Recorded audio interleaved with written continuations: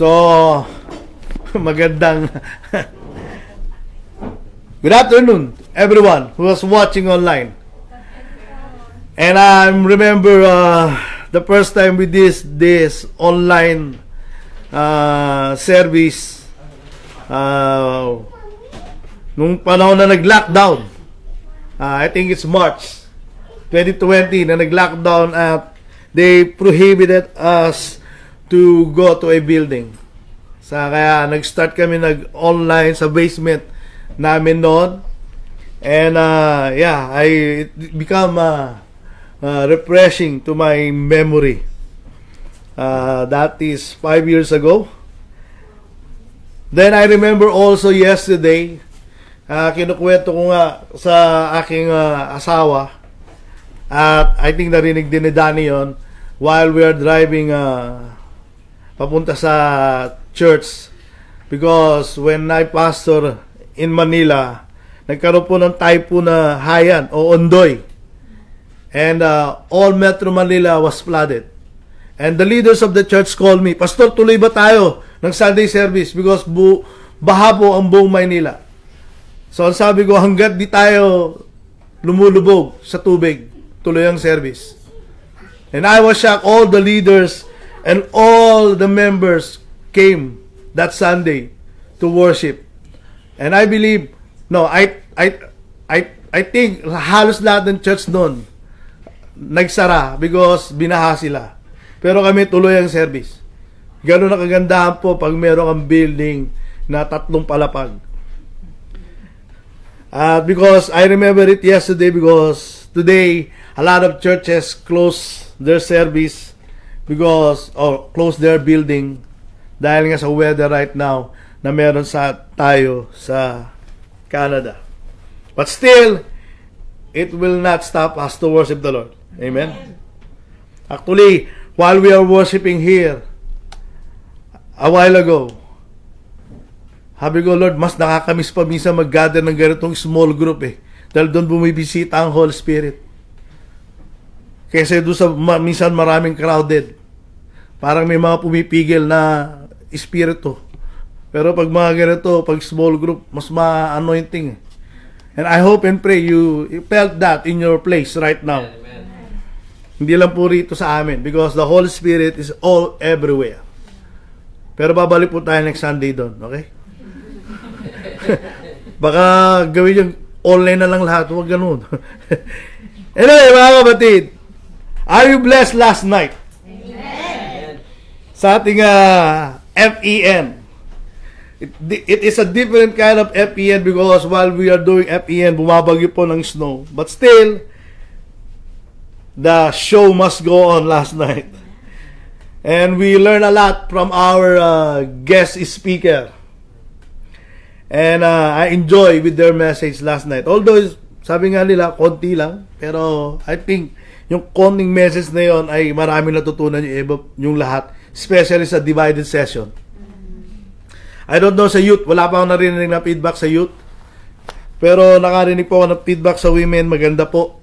Lalo-lalo na sa aming mga men. Tinuruan po kaming sumunod sa aming asawa. Joke lang. Dapat yung asawa susunod sa amin. Joke lang. Anyway, mga kapatid. And did you enjoy last night sa pagsayaw sa inyong mga hubby, sa inyong mga wifey, and anaki?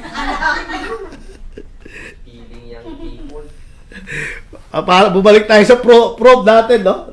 Prom. We came back to our prom night. Kulang na lang yung kanta na, "Got to believe in magic." Di nila alam yun. Mga bata pa kayo. One of the best family nights event we had. Glory to God. It's really a overflowing experience. And everyone is great. From nag-start, lahat ng team, nag-set up, everyone lahat po. The ad hoc committees, glory to God. Your labor in the Lord is not in vain.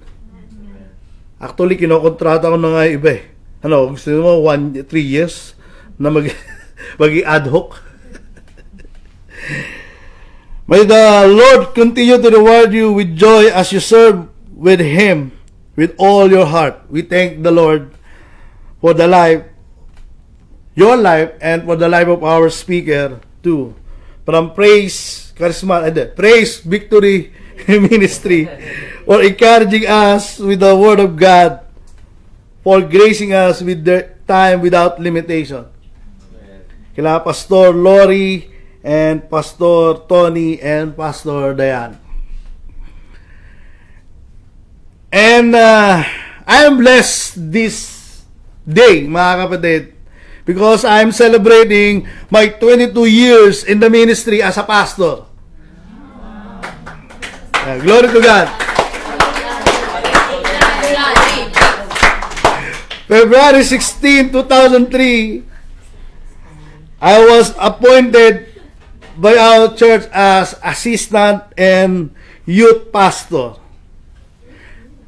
And just a week ago, after Eva said yes to me, February 9, 2003.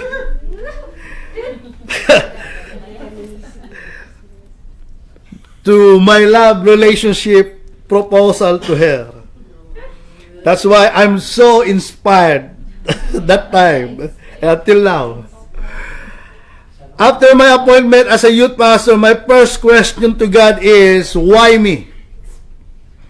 I know a lot of us, pag binigyan ng ministry, we always ask God, Lord, why me? And God said, why not you, Rodrigo? Then later on that year, my pastor asked me to preach to the congregation for the first time. So I prepared my sermon for 2 months. And on the night of Saturday before the Mother's Day event, I practiced for 45 minutes preaching at the mirror about the life of Hannah, the mother of Samuel. But I end up preaching it actually for 5 minutes on Sunday. 45 minutes practice in the mirror, only 5 minutes actual. After that, I said to my pastor, I will never preach again in the pulpit. But God did not allow it to happen, because God intended to use me according to His will, as He said in His word, my life verse, Philippians 2:13, that is God who works in me to will and to act according to His good purpose. It is by His will and purpose that I am still standing here, preaching His word. Sa Bible school po, na 10 kami na nag-graduate, 2 na lang po kami ang nagpapastor. Yung isa, bishop na. Ako, rook. Joke lang. Glory to God po. It is by His will and purpose that I am still standing and preaching His word. To God alone be the glory. Amen? And let me bring you back to my younger years before I married my wife in 2010. My sister, who is 10 years older than me, always asked me during my teenage years to be with her to watch a movie in a big screen with Sharon Cuneta. Ako po'y pinalaki ng ate ko sa panunood ng pelikula ni Sharon Cuneta. Name all the movies I know. And you know what kind of movie? When you watch Sharon Cuneta, maging sino ka man. A love or romance story kind movie. Although at first I didn't like it, but I can't say no because she is the only my sister and my boss that time. So I went with the flow, and I eventually liked watching love stories of Sharon Cuneta, especially with Gabby Concepcion. Okay? Then my sister started to have her own life, and I grew up as a man and stopped watching any kind of movie like that. Then around 2008, when I went back to Manila, coming from Ilocos Norte, my pastor friend, Dr. Julius Dawa, invited me to watch a love team movies once again. And that interest to watch romance movie was rekindled me. I started to watch again and follow Sarah Geronimo and John Lloyd Cruz movies. At that time, maybe most of you, if not all, have watched their movies too. That's when I came to Canada, I watched their movies again together with my wife. One of their movies that I liked was a blockbuster, a top grosser movie of all time of Sarah and John Lloyd Cruz, the movie called You Changed My Life in a Moment. And the all people here there will sing it. 1, 2, 3. You changed my life in a moment. Yan ang kagandahan ng online.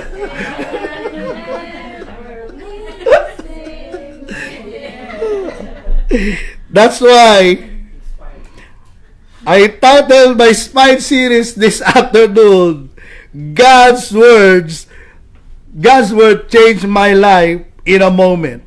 Amen. Because I myself have experienced that change of life for the better and still changing me today and will change me forever. Amen? So, yan po ang kagandahan ng online, mga kapatid. May mga backup ka na hindi nyo makikita. Number 1 dyan po, si Brian. Nakaganti rin ako sa iyo. Asa ka na? Okay. 2 Timothy 3:15 to 17. And how from infancy you have known the Holy Scriptures which are able to make you wise for salvation through faith in Christ Jesus. All Scripture is God-breathed and is useful for teaching, rebuking, correcting, and training in righteousness, so that the servant of God may be thoroughly equipped for every good work. In this context, as I have said on first Sunday, in this context, Timothy trained in Torah, the law of God given to Moses, or Old Testament writings, from an early age by his mother and grandmother. 2 Timothy 1:5 said, I am reminded of your sincere faith which first lived in your grandmother Lois and in your mother Eunice, and I am persuaded now lives in you also. Now the third person who planted the word of God into his life is Paul. 1 Timothy chapter 1 verse 1 and 2. Paul, as an apostle of Christ Jesus, by the command of God, our Savior, of Christ Jesus, our hope, to Timothy, my true son, in the faith, grace, mercy, peace from God the Father and Christ Jesus our Lord.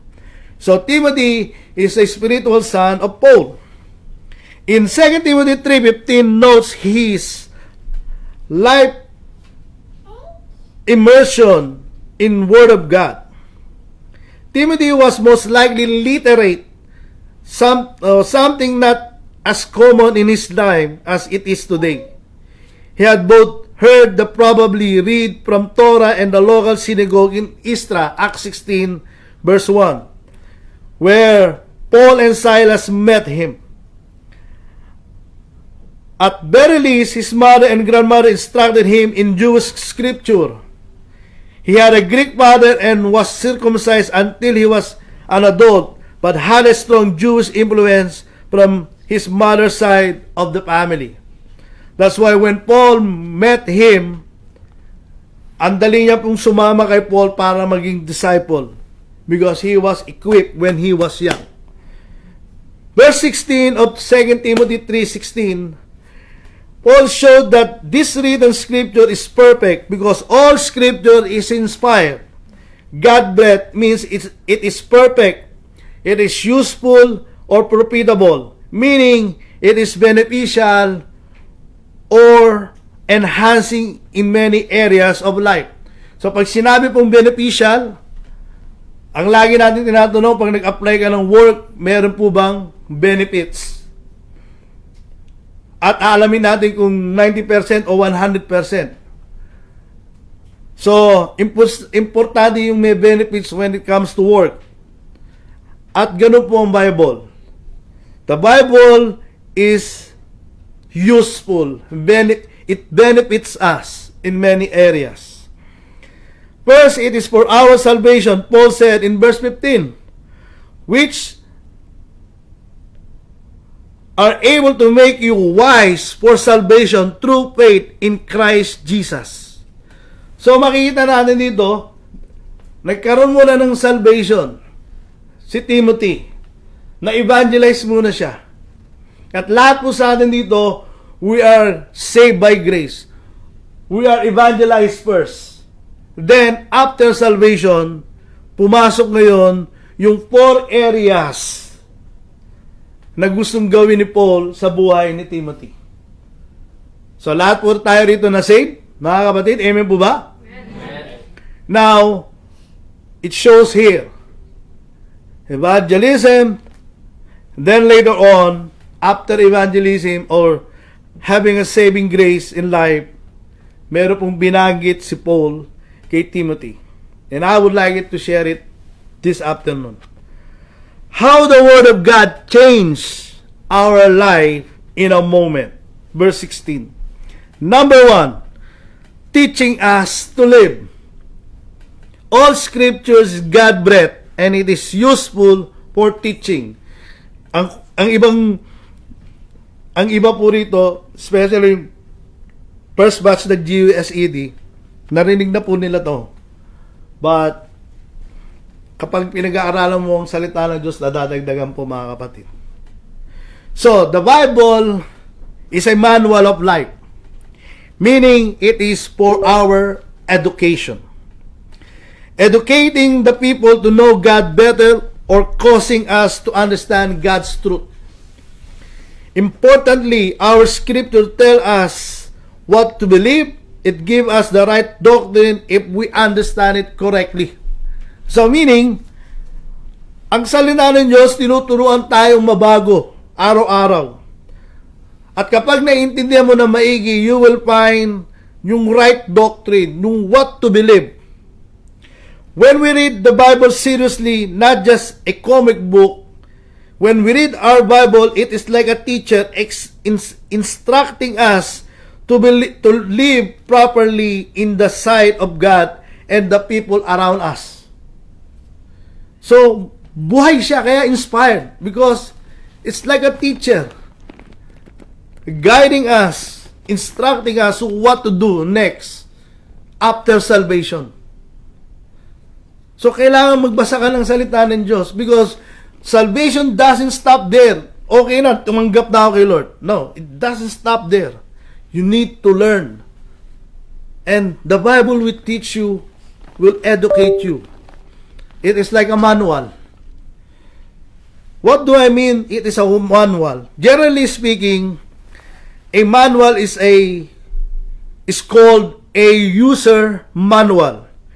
It is designed to help an end user properly utilize the product or service to find solution to any problems that may arise during use. It can be provided in print, digital format, or both. User manual contain detailed step-by-step instruction for the end user and also provide support for the troubleshooting. For example, all kinds of instant food has a manual or instruction on how to cook it. Diba? One time, nagtatrabaho ako sa David Roberts, sa sobrang pagod at excited mag-break, I forgot to put water in a 3-in-1 coffee.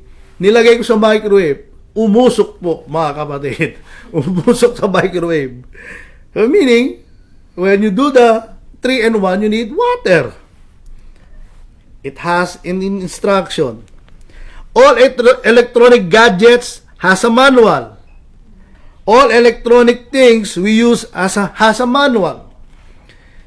Even our vehicle has a manual. So, lahat yan, bago mo gamitin, tuturuan ka. At kapag nasira, tuturuan ka rin. So, the user manual help us to understand, is instructing us on how to use, example, our gadgets well. Meaning, it will guide us to use properly. If there's a problem, the user manual will help us to find what is wrong with our electronic gadget or the things that we use electronically. Do you know the biblical meaning of instruction? Instruction, it refers to entire education and training of a believer, the development of both mind and morals. The terminology also applies to upbringing and education of children, and in the church, we call it discipleship. That is why for believers like within our connectors group is making us to be disciplined, because discipleship root word is discipline, meaning teaching us to go back into right order in life. That's why the Bible is a manual of life. Church, the Word of God is powerful and still effective today. Amen. Teaching us how to live correctly as a believer, guiding our faith to be firm on what we believe, and changing us in a moment if we obey quickly and respond to what God says quickly. That is why the manual of life, bringing an excellent product within us. We became the excellent product, teaching us on how to live properly, changing us moment by moment, so that the glory of our Lord Jesus Christ may show within our lives. Amen. Dr. John Maxwell said, a best-selling author and pastor, that the Bible is the foundation of truth and bases his leadership principle on it. How is God's Word teaching us the way we live today? Do we consider God's Word written in the Holy Bible as a final authority of life and conduct? In 2 Timothy 4:3 said, "For the time will come when people will not put up with sound doctrine. Instead, to suit their own desire, they will gather around them in great number of teachers to say what their itching ears want to hear." So, ibig sabihin, balang araw, mga kapatid, darating ang panahon na yung mga tamang doktrina sa pangangaral ay hindi na po gugustuhin ng mga makikinig. Kasi ang gusto nilang pakinggan ay yung gusto na lang nila. Yung nakakakiliti sa kanilang mga tenga. Kaya po, ang mga prosperity gospel right now, they are so in demand because they like what they hear. Bibihira na ngayon yung mga churches na nagtuturo ng katotohanan na kung saan they speak the truth about righteousness, holiness, and right doctrine. Paul is warning Timothy about the future challenges in the church. Paul is telling Timothy to hold to the faith he has seen and lived, even when it's unpopular or countercultural. The word itching ears there was term used to describe people who seek out messages that support their own lifestyle, rather than following the teaching of the apostles about Christ. Yung tinuturo po ba ng Lord sa buhay natin ang nasusunod? O yung gusto mo lang ang nasusunod, church? When it comes on how to interpret the Bible, dapat ang interpretation ay yung sinasabi ng Bible. Kukunin mo yon palabas. Not because you are putting something in it. Ito ang gusto ko i-share, ito yung gusto kong palabasin sa Bible. No, dapat yung sinasabi ng Bible ang lalabas. Ganun po ba ang nangyayari sa atin? O yung gusto lang po natin ang nasusunod instead of the Word of God? The Spirit is reminding us today to be intentionally in reading and meditating God's Word, so you and I will successfully live. God's Word is our standard for success. Whoever lives as he or she pleases without following the standard Jesus has given will be failure and will not be able to withstand the storms of life. Kaya kapag yung nasusunod lang ang nung gusto mo, pagdating sa problema, babaksak ka. Kasi yung gusto mo nasunod eh. Pero kung yung gusto ni Lord na nasusunod sa Bible, kahit anong problema, hindi ka babaksak. Amen? If you want to be successful Christian, build your life on Christ's teaching and follow His instruction. The Holy Spirit will help you. Number 2, rebuking our mistakes in life. All scriptures is God-breathed and it is useful for rebuking.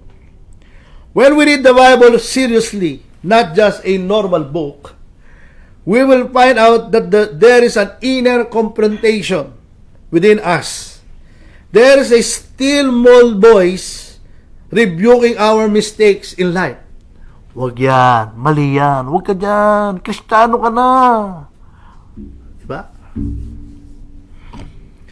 Bringing conviction of error when there has been biblically different from God's truth. The idea of exposing or pointing out our mistakes or sin that we did. The scripture tells us what should we not believe, especially if it is disabuses the Bible with wrong doctrine. Alam niyo po mga kapatid, during that time, they abused the Word of God in wrong doctrine. Kaya nga po may mga nagtuturo na si Kristo ay hindi Diyos, si Kristo ay hindi naging tao, because they abused the Word of God during that time, in their time. And same thing right now. A lot of people abuse the Word of God. Kaya nga may mga churches na dumadami sila because they enjoy what the preacher preach. Kasi yung nagiging preacher, nagiging stand-up comedy. Nakakita na ba kayo ng preacher na gano'n? Tawa ka lang ng tawa. Paglabas mo, tawa ka lang ng tawa, wala na bago sa'yo.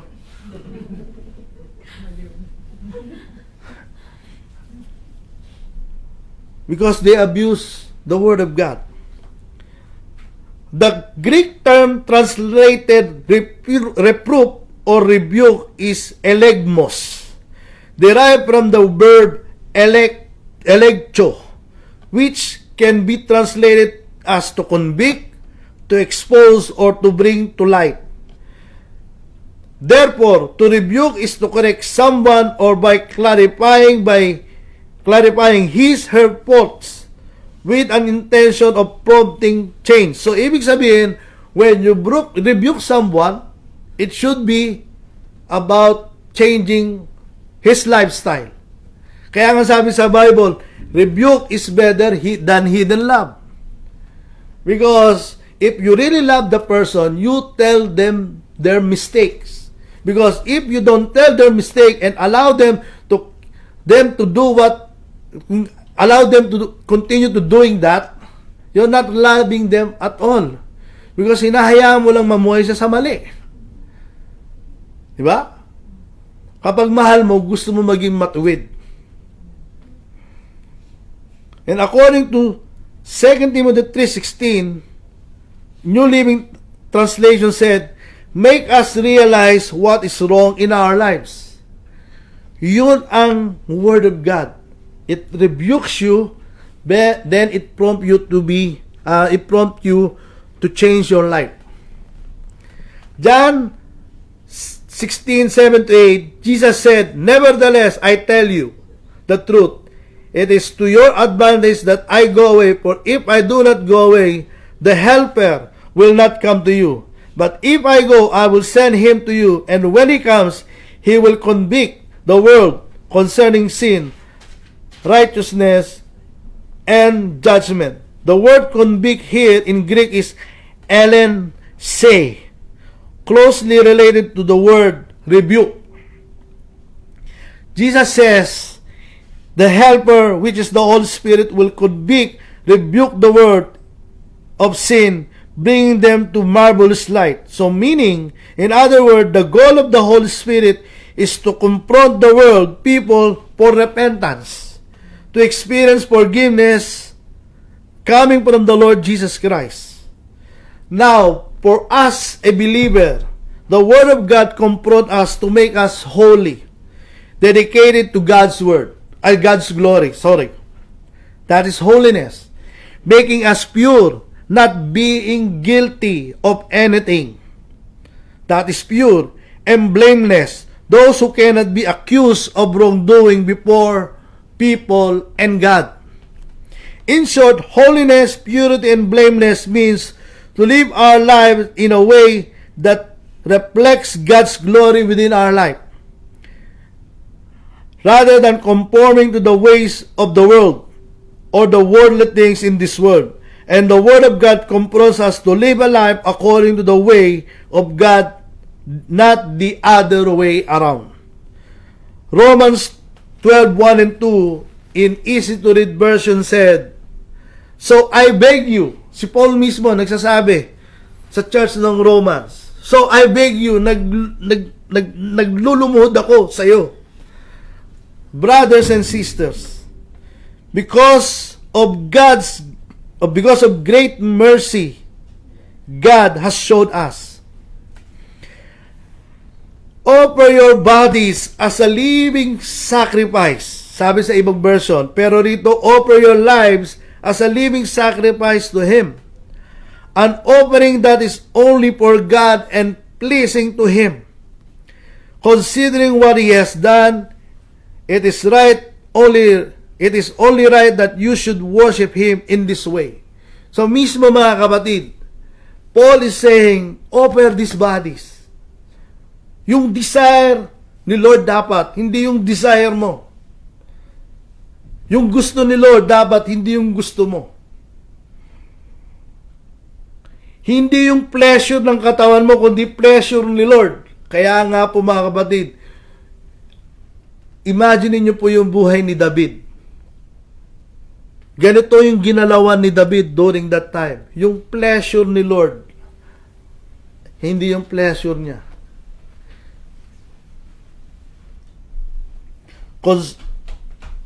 Because that is the act of worship. Don't change yourself to be like the people of this world, but let God change you inside with a new way of thinking. Then you will be able to understand, accept what God's want for you. You will be able to know what is good and pleasing to Him and what is perfect. That's how the Bible confront us, rebuke us, church, helping us to live properly as a children of God, changing us moment by moment, so that the glory of our God, Lord Jesus Christ, may see in us. Amen. Sa lahat po nanonood, shout Amen. Mag-type Amen pala. Ako pala yung magsha-shout out, sorry. Number 3, correcting the old life. All scriptures God-breathed and it is useful for correcting.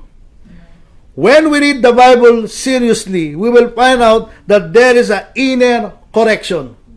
Iba po ang rebuke sa correction. Correction within us. So ito naman po ang ibig sabihin ng correction.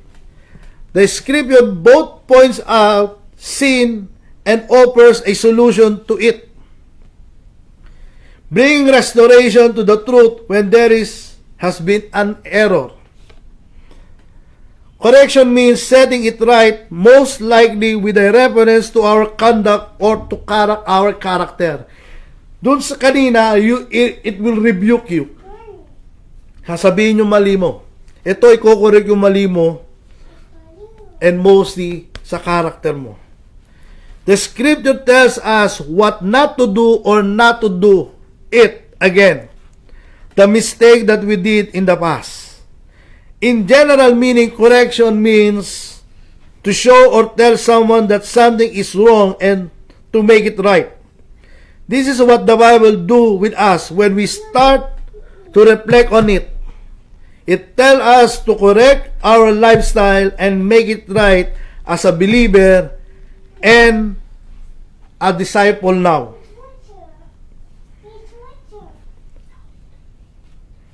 Changing our behavior, character, and mindset. For example, as a believer now, our priority will change. Kasi the Bible will correct us. So if you're a believer, your priority will be changed. Before, you don't care if you're not going to church on Sunday. Except if there's a occasion like this, except if you have a regular work related or if you are sick. Pero nung sinakwento ko kay Eva kanina, pamunta kami kila Gladys, susunduin namin sila Aldrin. Ang naging challenge namin nung kaibigan kong pastor noon is, yung kanina sinabi ko, hanggat hindi ka binabaha na lakpas tao, tuloy ang service. Ang isang challenge niya sa akin, kasi one time tumawag ako sa kanya, sabi ko, bro, hindi ako makakapunta sa prayer meeting. Bakit? Nag-ano ako, nag-LBM. Hindi mo na ba kaya lumakad? Kaya pa naman. Hanggat hindi mo kaya lumakad, huwag kang tutuloy. Sabi niya sa akin. Sabi ko, kaya ko pa naman. O, tuloy. Tuloy. Kahit may sakit, tuloy ako. Tuloy kami sa prayer gathering. Kaya lang, bandang uli, talagang hindi ko na kaya, muntikan ako mag-collapse. Siya naghatid sa akin. Hinatid niya ako pa uwi. So mga kapatid, sa akin yun conviction namin yun. I don't know your conviction. But I'm trying to point is, if you are a believer, your point of view will be changed. You will not try to go somewhere during Sunday because we are believer now. Our priority is to grow spiritually. That's why we will find a time to attend the Sunday worship experience. Because for 6 days, God has given to do all things that we need to do. And God is only asking us to give our one day to Him for just only 2 hours of our time. Have you imagined that, mga kapatid? Binigyan ka na ng Panginoon ng pagkakataon, gawin mo ang 6 na araw. Kay Lord, 1 day lang, 2 hours pa. Tapos uunahin mo pa yung iba. Mag-absent ka pa ng linggo. Para nakakaya kay Lord. Amen? God created the world for 6 days and rested on 1 day. Not because it took Him that long to create. He could have created it in 60 seconds. In 6 seconds.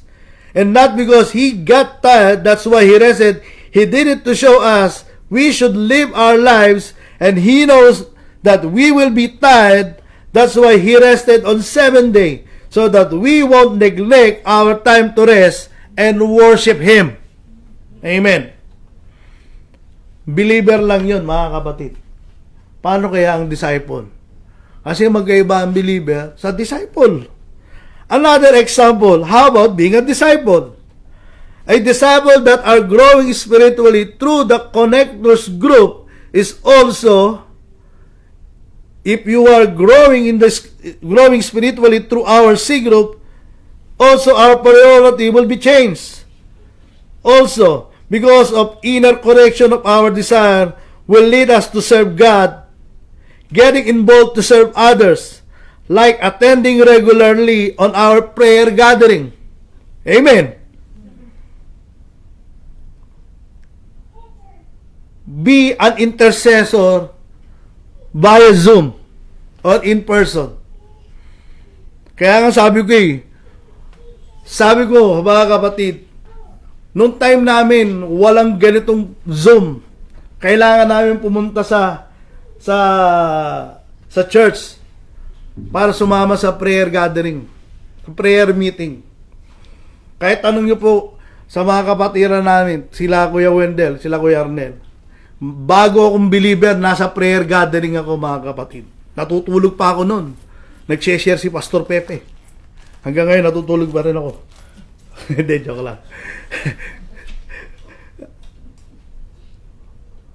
Naging laman ako ng prayer garden. Ngayon, via Zoom na lang. Hindi pa tayo makapag-online. Disciple tayo, mga kapatid.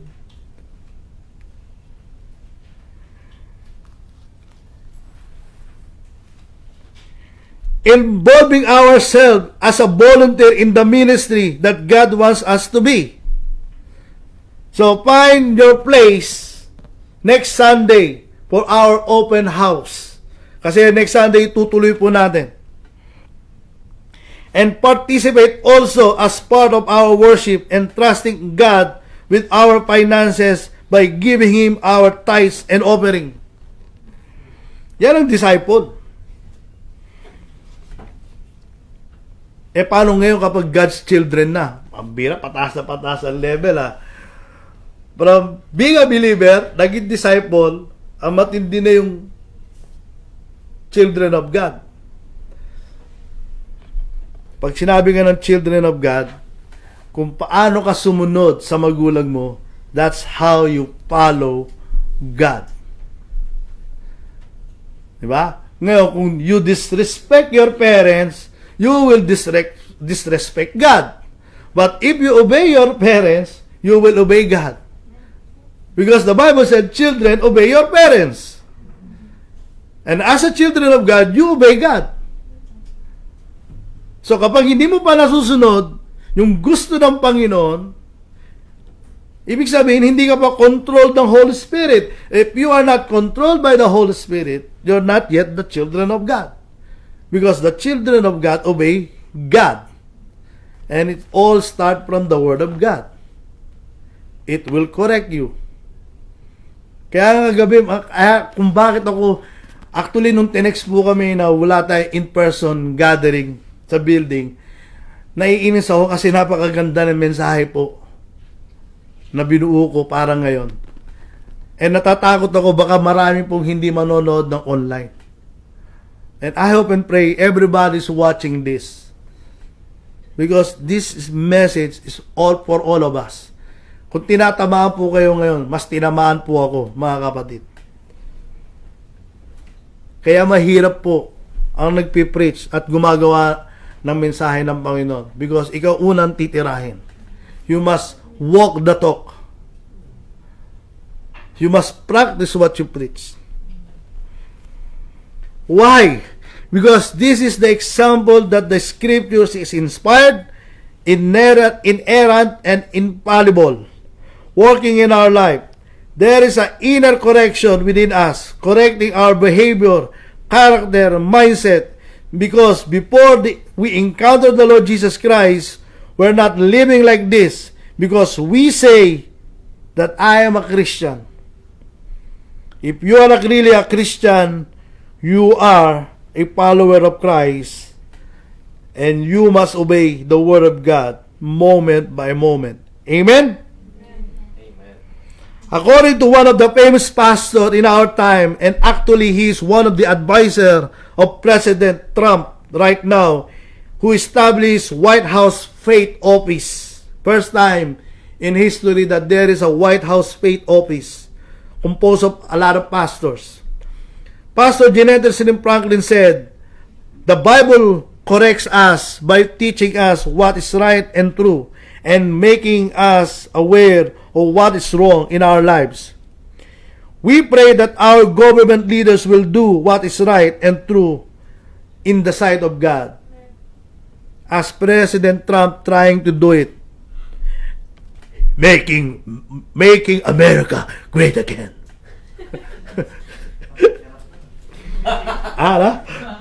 Pwede na ba? That is why the Word of God changed our life in a moment. What should be corrected with the way we think and reason out the way we express our feelings. The way we talk to our parents or families, the way we act towards outsiders, all of us need to be corrected so that we can love God more and serve God and others more. Amen. Lastly, pabigat po ng pabigat. Ngayon, training in righteous life. All Scripture is God-breathed and it is useful for training righteousness. Training in righteousness indicates teaching or education in right living. Though similar to teaching, training is more focused on practical application. This is a child training type guidance in the ways of right living that God's truth reveals. In the original Greek, the translated righteousness here speaks of a moral standard, knowing right from wrong. According to Dr. Andrew Womack, righteousness and its counterpart righteous appear 540 times in 520 verses of the Bible. In contrast of faith, faithfulness, faithful are only used 348 times in 328 verses.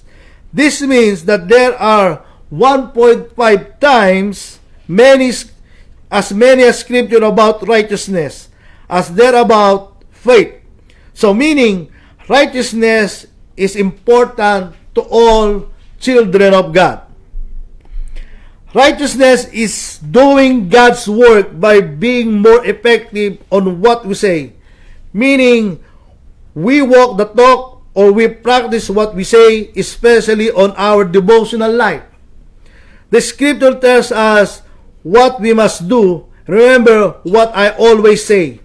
Nothing is learned until it is applied.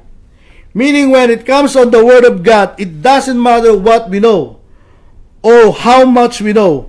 What matters is how do we apply it within our lives. Real talk, mga kapatid. Yan, mga uso ngayon sa mga vlogging. Real talk. Diba? Hello vlog, welcome to my guys. Real talk. Do you know, church, I teach how to study the Bible correctly and how to do a proper devotional journal so that we will apply it within our lives and to live righteously according to the Bible. And I am doing this for 22 years as a pastor. I studied it within the young people. I teach them how to make a devotional journal. I studied it when I was a youth pastor until I became a lead pastor way back 2009. My first pastorate within a congregation.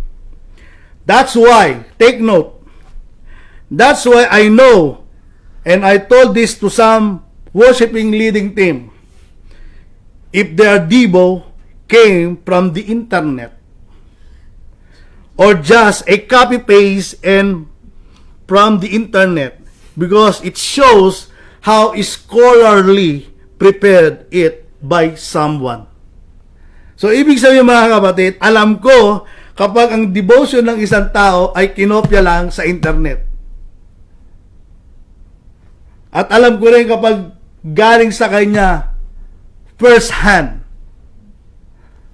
Because yung gumagawa ng devo na yon, pag nabasa mo, makikita mo sa buhay niya. Hindi kagaya kung pag nabasa mo, very inspiring yung binasa mo, pero hindi mo nakikita sa buhay niya. Kaya mahirap gumawa ng devo at mag-share. You need to walk the talk. Practice what you share. Di ba, Kuya Arnel? Kaya, lahat po ng mga notebook na nagpapasa sa amin, alam ko kung sino talaga ang inspired by the Holy Spirit sa inspired ng Holy Internet. Why do I say this? Because our first test of being righteous, mga kapatid, came from our devotional life. Because it will test us to reflect seriously the Word of God, to write our own devo, or to copy and paste someone else's devotion. Kasi yun ang unang righteousness mo, mga kapatid. Ang righteousness mo kapag gumawa ka ng devo, alam mong galing kay Lord yon. Pero kapag kumopya ka sa internet, wala ka ng righteousness doon. Kasi hindi ka na ang original nun. Kumbaga sa nagluto ng ulam, binigyan ka lang.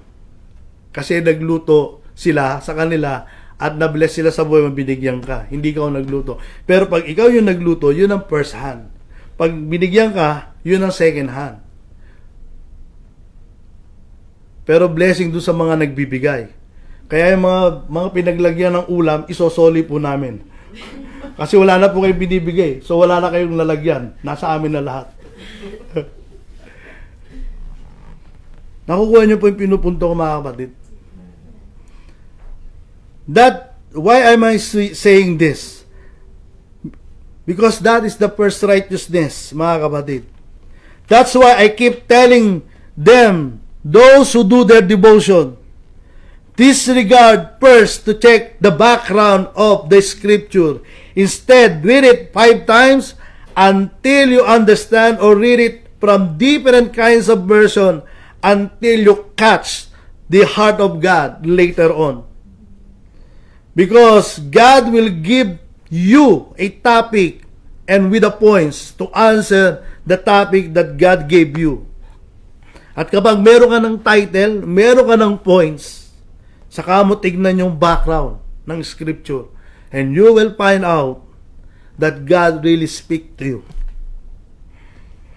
Why am I saying this? And I will close with this. Joshua 1:8. Keep this book of the law always on your lips. Keep this book of the law always in your lips. Practically speaking, lips, mouth. Meditate it day and night, so that you may be careful to do everything written in it. Then you will become prosperous and successful. Hindi po finances ang ibig sabihin ni Lord dito. Okay? Kasi yung iba, nakabase sa finances eh. Yayaman daw sila kapag hindi. If you ginawa mo to sa buhay mo, you will become prosperous and successful spiritually. And the rest will follow. Church righteousness always start with our devotional life. To develop our relationship with Christ, to shape our Christ-like character, enhance our skill, talent, and gift. Because all of these are called training. Amen? These 4 purposes of God's Word shape us. Shape our life as we dig deeper into the Word of God.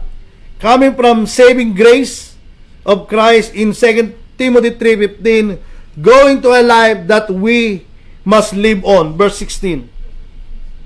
Teaching us to live is the basic education from the Bible for our basic doctrine in life.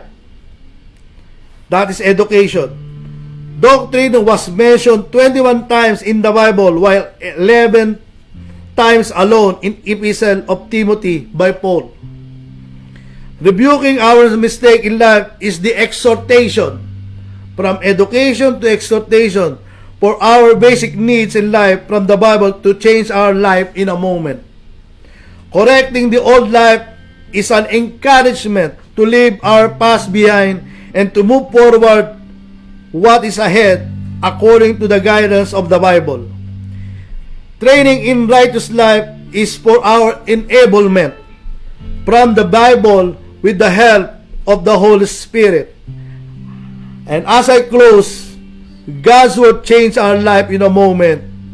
Verse 17 of 2 Timothy 3, so that the servant of God may thoroughly equip for every good work. From Scripture we learn that what is true, what is wrong, how to correct wrong, and how to apply the truth. A great theologian named Dr. Warren Wiersbe said, the Scriptures are profitable for teaching what is right, for rebuking what is not right, for correction, how to get right, and for training righteousness, how to stay right. Hallelujah, hallelujah, hallelujah. Hallelujah. Glorify your name.